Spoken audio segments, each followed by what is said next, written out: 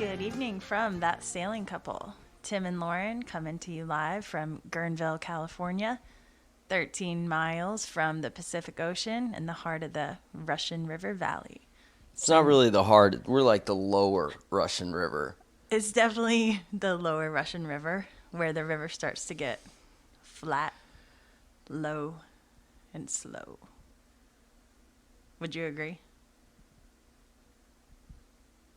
It's lower. It's the lower Russian River Valley. We're sure. Slightly upstream of the brackish water. Yeah.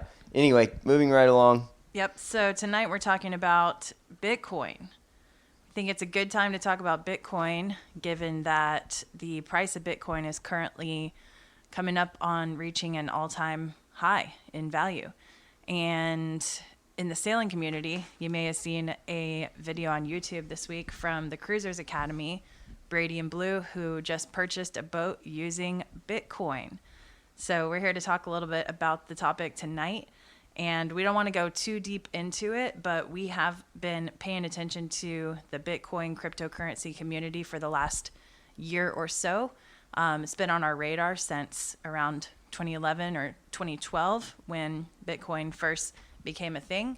But this past year, we've been talking about it basically every day. I think it was in 2008. When Bitcoin first... Yeah, I think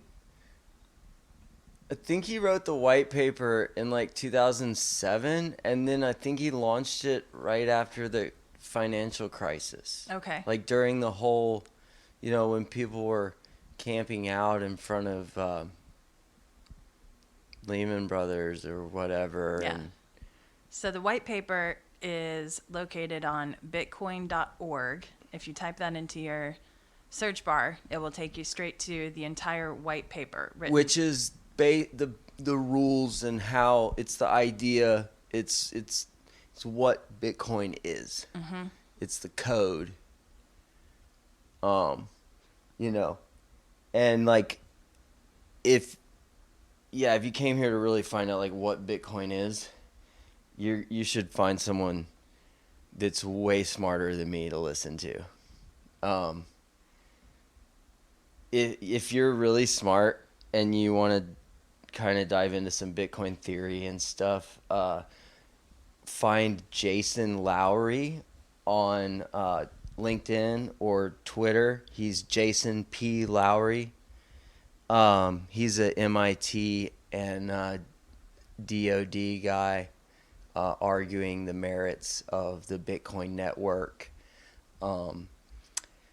for a peaceful, less militarized future. It's pretty cool. He's got some really cool arguments developing, and he is really smart. And then there's plenty of other smart people to listen to. Michael Saylor, huge into Bitcoin.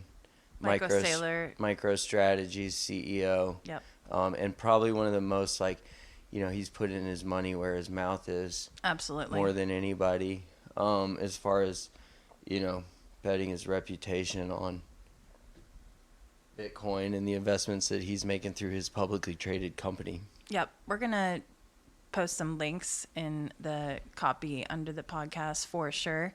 Kind of introductory stuff or websites that we have found helpful, resources. And I don't know what I'm going to say. So you might want to grab a pen and paper if you're looking for gems, because they just fly out of this mouth. You know what I'm saying? But anyway, all right. People everywhere are starting to talk about Bitcoin. Before Lauren, and let me go to that real quick. And Lauren's just going to ask me some questions to get us through this fairly quickly. I've been doing a lot of Bitcoin homework for the last year and trying to really dive in and figure out what it is. And what it is a big, fat rabbit hole. And you can spend a lot of time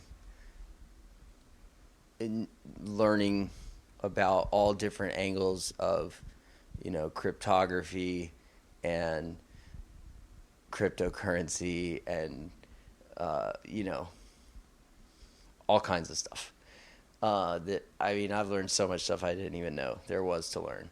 And before Lauren starts asking me questions to get us down this page, let me just give my own shout out to Brady and Blue, our fellow Californians. Congratulations on Lentica. We're gonna come to Sausalito and see it one of these days.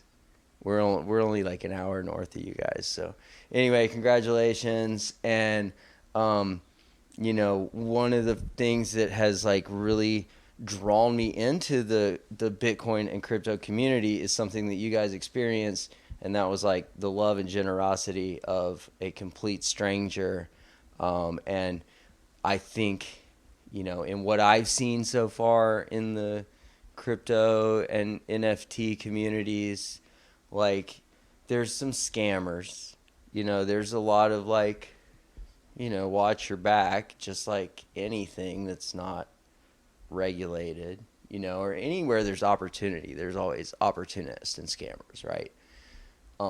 And yes, there is a lot of that in cryptocurrency, but you know, the people that are committed to it, there's a lot of love there. There's a lot of willingness to kind of open your mind, share ideas, and you know, this it's very supportive, and I feel like people are just very open with their knowledge. And I mean, I've experienced a great amount of generosity myself, you know, in being gifted NFTs. And yeah, I mean, on just the knowledge and willingness to talk to someone who is obviously not on the same playing field as you, you know what I mean?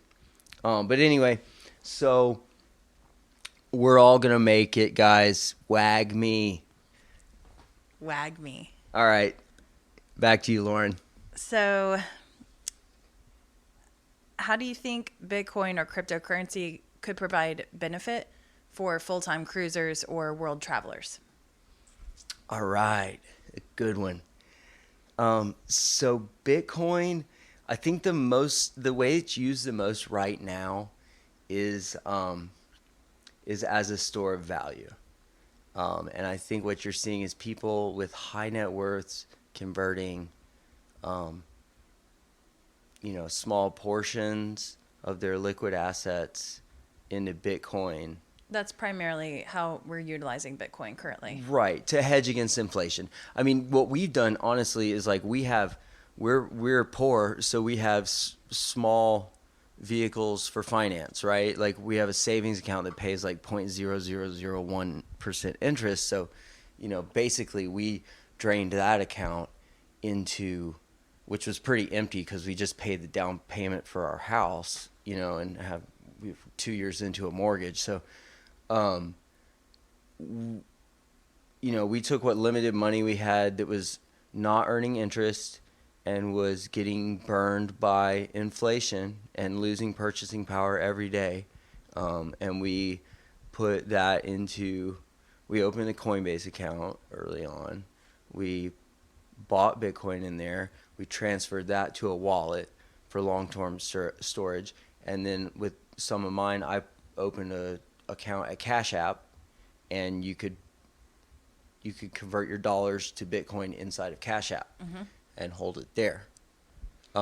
Which is a great way to start for totally. Entry-level investors into Bitcoin. You don't have to worry about the custody if a company like Cash App or Coinbase or Cash App and Venmo, I think you can. And like I don't know if we said this yet, but we're not financial advisors, and like we're not recommending anybody do anything with their money. Absolutely not. Like we're not making recommendations to you guys. What we're talking about is just a thing that's out there, you know, and we're kind of sharing our experience. We're not making recommendations. We're not financial advisors. And we are not experts either. Yeah. And there's people out there that are way smarter than us too. Absolutely. But anyway, Bitcoin is a thing. We're coming up on this mass adoption thing. You're going to start hearing a lot more about it. And, you know, we just kind of want to make a few points and just kind of share what we've learned on our journey down the rabbit hole so far. Yeah. But like one thing I'll say before I give this back to Lauren is Bitcoin and cryptocurrency are very different things. Okay. Like Bitcoin is cryptocurrency, but cryptocurrency is not Bitcoin. You know, and there's tons of projects out there. They're like pump and dump hype schemes. They lovingly call them shit coins, in crypto Twitter and altcoins, other places. Alternative coins. Right.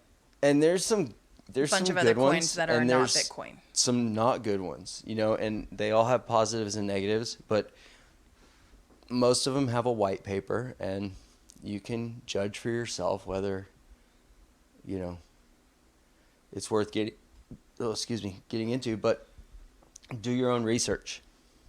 Definitely do your own research. Know what you're buying before you buy anything, and this is just not just about cryptocurrency, but like anything, you know, you're not going to walk into West Marine and just like buy some shit because the guy said you should. I mean, maybe you are.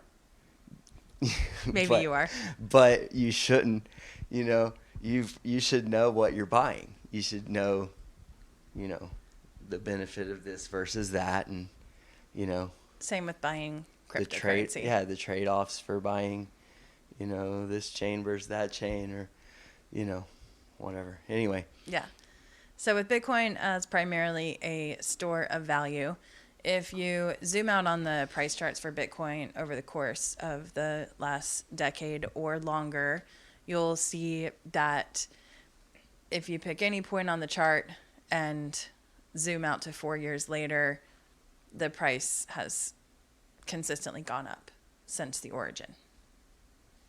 Yeah, it's a logarithmic growth scale. Right now it's an adoption curve. You know, so it's pretty crazy. Another good one to follow too is Plan B. Australian dude. I don't know. Yeah, I'm not exactly sure, but he's like an anonymous internet guy, and he's been around for a long time talking about cryptocurrency. But he has this thing called the stock to flow model, which is an analysis tool that's been applied to commodities for decades. You know, and it's a simple like supply and demand equation, and like with the halvings like programmed into the Bitcoin code, like we know the supply, you know, so like we can plot the supply line on the graph, and then like the price and the demand historically, it's insane the accuracy as to which it follows. It is absolutely incredible. You should go look at this chart. It's called the stock to flow model, from Plan B. It's just at Plan B. Crazy. Letter. Yep. So what is Ethereum, Tim, and how does it differ from Bitcoin? So Ethereum is a network, basically, and it has some similar rules to Bitcoin. It has a team of developers that work on it, and one of the biggest differences with Bitcoin is that Vitalik is still involved as like the leader.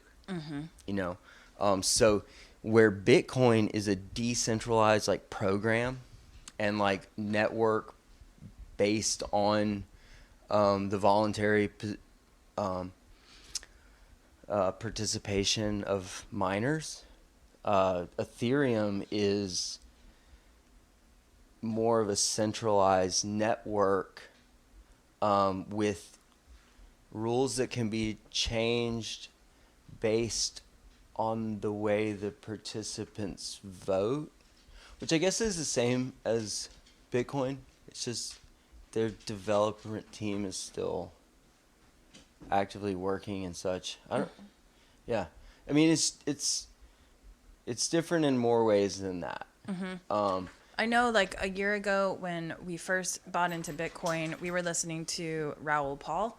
And at that point in time, I believe that his portfolio was largely allocated Bitcoin heavy. And he had maybe 10% allocated to Ethereum. And at this point in time, I know that he has allocated a lot more of his cryptocurrency portfolio towards Ethereum. I think he's like 60-40 or 60-30-10 or something. A lot more aggressive on Ethereum. So I'm wondering why so many people within the cryptocurrency space are a little bit more bullish on Ethereum. Well, they made a rule change that actually it's deflationary now, where every transaction on the network actually burns Ethereum. So it becomes more scarce. Right.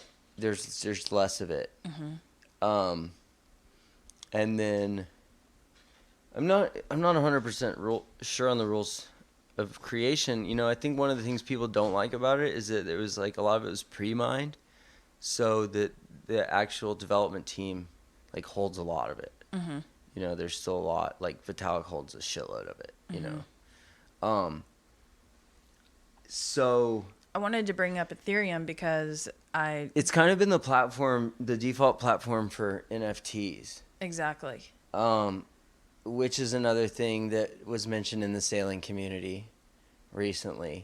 And I think will be a lot more. Like, I think what we're seeing right now is kind of a, you know, there was like some fine art that went on to NFT as an experiment, you know, and that finally started to gain some traction once all these like generative projects popped up, the little profile picture cartoon things, and like, you know, it's a cool concept. I'm not 100% sure of like how it all works as far as the smart contracts. What they're proving is that you can do like some pretty complicated things on smart contracts, which is cool because that's what NFTs are. Yeah. So what does NFT stand for? Non-fungible token. And what in the world does that mean? It means it's like it's one of one. It's like it's like a serial numbered like token. So it's a ERC 721, I think is the actual like token name. And then so it's an NFT is basically a cryptocurrency, or like a collection of 10,000 like similar NFTs, like punks, like CryptoPunks or Bored Ape Yacht Club. Like those would technically be like a cryptocurrency, you know, a token. But it's like they're smart contracts, so you can program certain things. They can interact with each other, right? So like you could program another contract that would reward anybody that has like this other contract in their possession, right? So there's this guy we've been listening to named Gary Vaynerchuk, and not sure if any of you guys that might be listening to us are fans of Gary V, as he is known within the space of his followers and his community. Gary Vaynerchuk has been talking a lot this year about these NFTs. And I don't think that when we first started kind of getting more into Bitcoin and cryptocurrency in around December or January, that NFTs were on our radar at that point in time. But not really. They didn't launch they launched the platform to trade NFT, like to the two popular platforms they're using to marketplace for NFTs. The NFT marketplace is Rarible and OpenSea, and I don't think either one of them launched until this year. That's so crazy. Yeah. Considering, like, one of the first NFT projects was called CryptoPunks. CryptoPunks, and they gave them away for free. They were free. Free? They were free. You had to mint them? You had to mint them. And pay Ethereum gas fees? But that was nothing. They were nothing? Back then, gas fees were like, because no one was using the network. No way they were free. Gas fees is how the Ethereum network pays its miners. So for every transaction, you give the miners a little incentive. So if it's just a transfer, like, it's not that much. But like the smart contracts, like, it's like more complicated for the network to verify and shit. So it takes more like block space. So these CryptoPunks were launched as an NFT project at some point in time within the past year, we think. Wait, And what? The CryptoPunks. They were launched in 2017. Okay, well, you talked about, that's why I'm trying to say, like, I didn't know because you said NFTs, like, okay, so those platforms were launched this year. But they were, there was no were marketplace. Like CryptoPunks was launched before there was a marketplace. Okay, got it. And it was launched as a project to build a community of that's people. what I was trying to clarify. And, so they gave them away. So the CryptoPunks were launched in 2017. Uh-huh. They were a project that was given to cryptocurrency enthusiasts. You had to show up to the CryptoPunks website and choose to mint one into your Ethereum wallet, and you had to pay a little bit of Ethereum as a gas fee to mint into your wallet. So these things, there's generative art, so like there was like pre-programmed like characteristics, so it's like a lottery. Like when you mint it, you might get like the rarest one, or you might get a really common one, you know. But so CryptoPunks now sold for, what was the one? Well, there was an offer yesterday for one for 2,500 Ethereum, and the guy turned it down, $9.5 million. And the guy turned it down because he spent the last 3 years building a brand based around this character. And so, I mean, if it was me, I would just build another brand. Like if I could build a brand worth $9.5 million in 3 years. But what he wrote a tweet today, it was saying how he turned down $9.5 million for his little cartoon character profile picture, which is like, it's like a little digitized pixel. It's like I'll link it down in the thing below. Yeah. So this CryptoPunk. Can I finish? Yeah. Go ahead. You interrupted me before and had nothing to say. Okay, go ahead, Tim. You actually just said something wrong when you interrupted me last time. I was looking for clarity, so go ahead, Tim. The guy turned down $9.5 million for his CryptoPunk because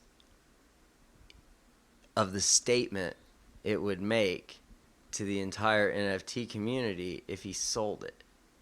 Because he wanted to make a strong statement that he was willing to put $9 million into himself and his brand right now. He believes so much in what he's doing and what he's building that he thought it would send the wrong kind of statement to the entire community if he accepted it. And the trip of it is who sent him the thing. The offer came from the creators of the attendance protocol, or the proof of attendance protocol, the POAP. POAP.xyz is this thing where it's like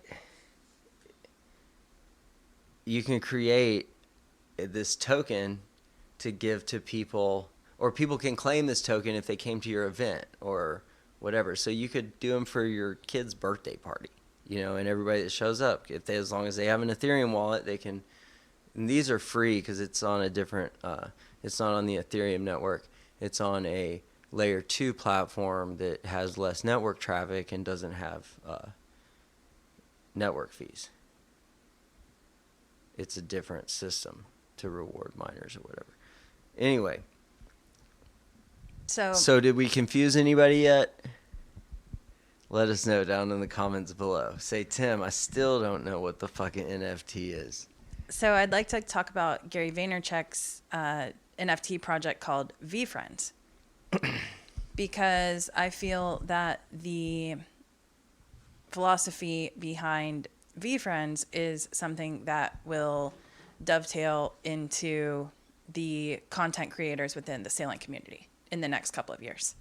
So I think that if you're a content creator posting on YouTube or on a podcast platform or on your own website, that paying attention to Gary V, paying attention to VFriends and his thoughts on the NFT space being a platform for creating smart contracts that offer value. I think it's something to watch. What do you think, Tim? Yeah, I mean, anyone who's ever used Kickstarter or Patreon or Any kind of crowdfunding. If you've done any kind of crowdfunding ever, like, you should watch NFTs, because I think this is one of the first places that we're going to really see a market disruption. I think like Bitcoin is going to really disrupt, the Lightning Network, and Bitcoin is going to really disrupt Western Union, and their business model of like charging shitloads of fees to send money across borders, where Bitcoin, there's no borders with Bitcoin. It's global currency. It's a global network. It's not backed by it's not controlled by any government, or singular group of people. So it's worldwide by definition. You can put it in your pocket and take it anywhere. You can actually put it in your head and take it anywhere. That's the thing, is like your wallet and everything, it's not stored on a device. It's stored on the blockchain. You use the device to access the blockchain with your key phrase. So if you can remember, a 12-word key phrase, or even write down 11 of them, and you only got to remember one word, and you take that anywhere with you and pick up a device, download the wallet and put in your key phrase, and there's your money. You can transfer it to anybody. Yep. And no one can take it from you unless they can take a word out of your head. Crazy. It's insane, right? So, if you're talking about how it's applicable to boaters, that's... Ain't that it? Absolutely. You don't have to change. You don't have to change money when you go from country to country. If people in El Salvador are using the wallets, and I think that in third world countries, a lot of the places that we see, boaters visiting, I think it's going to be commonplace where people want a currency that can't be deflated by their corrupt government. Definitely has the potential to become a global currency. I think in the earlier years of adoption, it was seen that might be the direction that it would go. In more recent years, the store of value model has kind of taken a little bit more center stage, but it's definitely possible that the global currency model could become a thing. And El Salvador definitely, confirms that. I don't think that like governments are just going to stop having like currency systems. You know what I mean? I think that there's always going to be fiat currency, but I agree. I think that there's going to be very specific like times that you need to use fiat, and like that people will be doing their savings into something they don't have to worry about a run on the banks. You know what I mean? Like, well, think about look at what just happened in Afghanistan. Like, people couldn't get their money when they went to flee. You know what I mean? Not that half of them were allowed to leave anyway, but people went to the banks and couldn't get their money out, It's crazy. Because the government collapsed. And think about the transfer of sale between Brady and Blue and the owner of the boat. Well, it's like you literally can hold your phone out and scan a barcode and send, $300,000 or whatever they spent on that thing. I know they didn't spend that much. We're not going to speculate. We're not going to speculate. I think that was the number. I had that number because that's what he said. For the improvements. The dollar amount for the work. Anyway.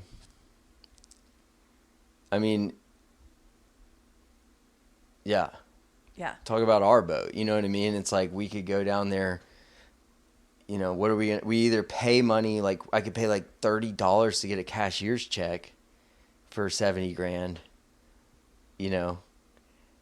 or I can take $70,000 in cash, which I'd have to get from the bank, or I can scan a barcode and send it digitally, instantly. It's that new. That new. So I know that Brian from Delos is one of the other people in the boating community that had recently brought up NFTs. He did NFTs. the poll, right? Yeah. What percent said it was a scam? Wasn't that one of his questions? Is NFTs a scam? Well, I think he said, like, would you participate in an NFT if Delos did an NFT? Or, like, no, I wouldn't be into that. Or, like, no, screw that, the NFTs are a scam. Like, I think you had 3 choices. Got it. And didn't you say that you kind of made a comment on the post? I never even checked to see if anyone said anything. It was on YouTube. I don't usually get in the comments on YouTube, but I got you. So if you want to learn more about Bitcoin and cryptocurrency, when we first started diving down the rabbit hole, we found a documentary on Amazon called Bitcoin, the End of Money as We Know It. This documentary was purchased at least 5 or 6 years ago. Produced or purchased? This documentary was produced around 5 or 6 years ago, and I believe that it's the same creator of the documentary that produced another cryptocurrency film this past year in 2021 called Cryptopia. So those are 2 full-length feature film.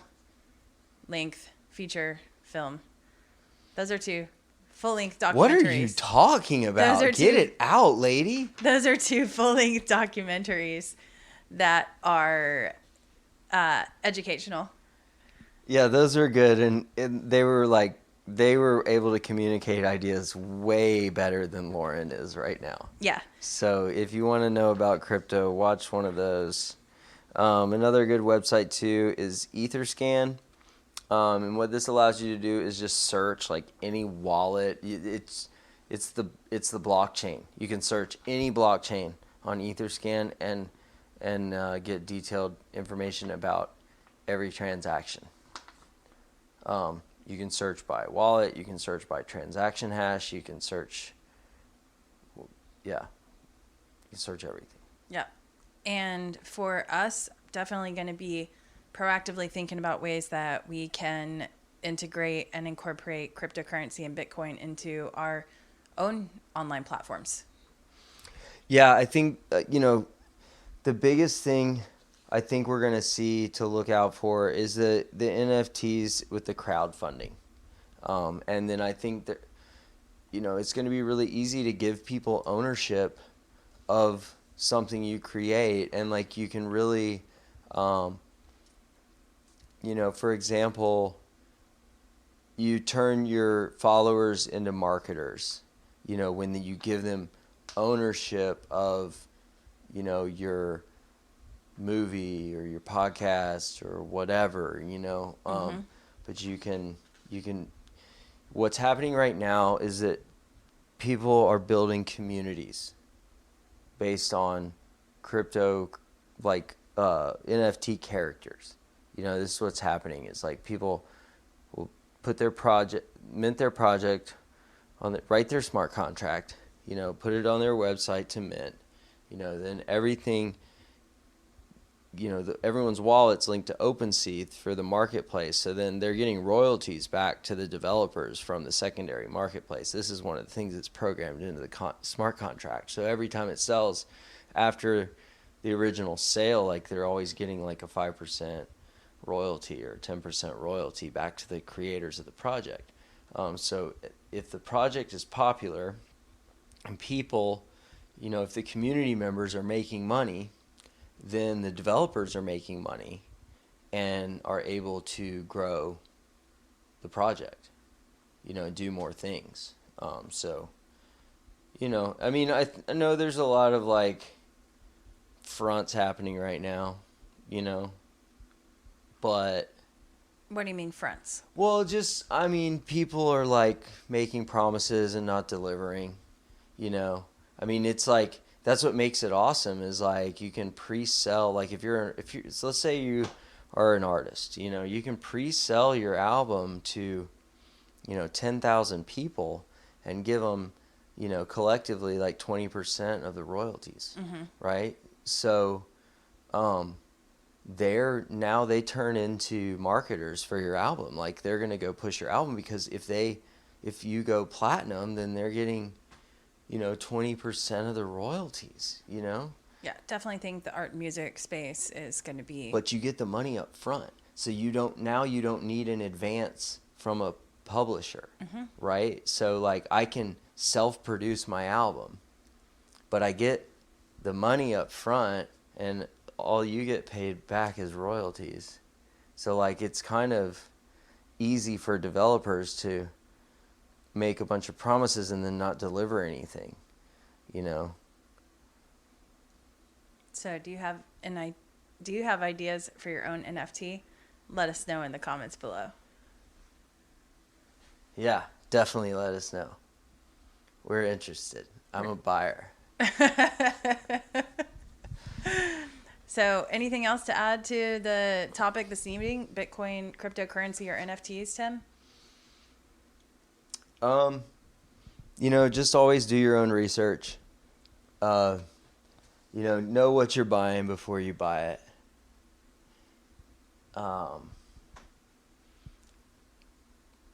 Like, there is no next Bitcoin. Like, Bitcoin is Bitcoin, and you're not too late.